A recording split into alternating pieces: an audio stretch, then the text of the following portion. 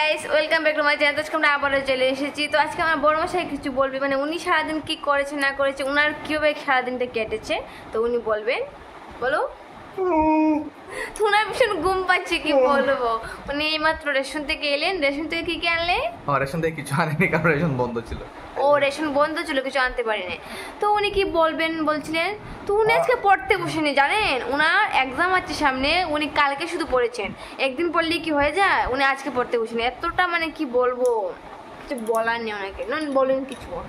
তো আজ একটা ফার্মার ট্রেনিং প্রোগ্রাম ছিল আমাদের এখানে, কিন্তু ফার্মা তারা আসেনি, তাই আমি ফার্মা মিটিংটা করতে পারিনি। তো যে মানে যারা এসেছে তাদেরকে আমি বলে দিয়েছি যে ফার্মা মিটিংটা কাল হবে।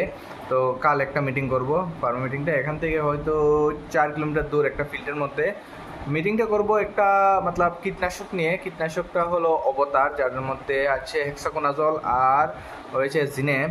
তো যেটা ওই গাছের পচা টচার রোগ থেকে মুক্তি মানে এটা দিয়ে কিওর করা হয় গাছ ইয়েটা। তো এটা সবার সাথে বলবো, আর এটা নিয়ে একটু মিটিং করবো আর কি। তো তাদেরকে হয়তো আমি একটা টিফিন খাওয়াবো।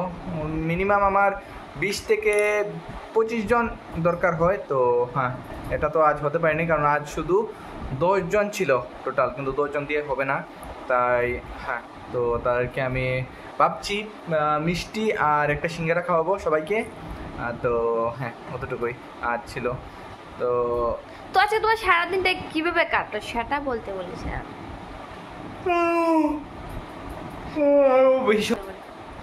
তো আমার ভীষণ টায়ার্ড ফিল হচ্ছে, তো আবার একটু রেস্ট করে পরে আবার কথা বলবো।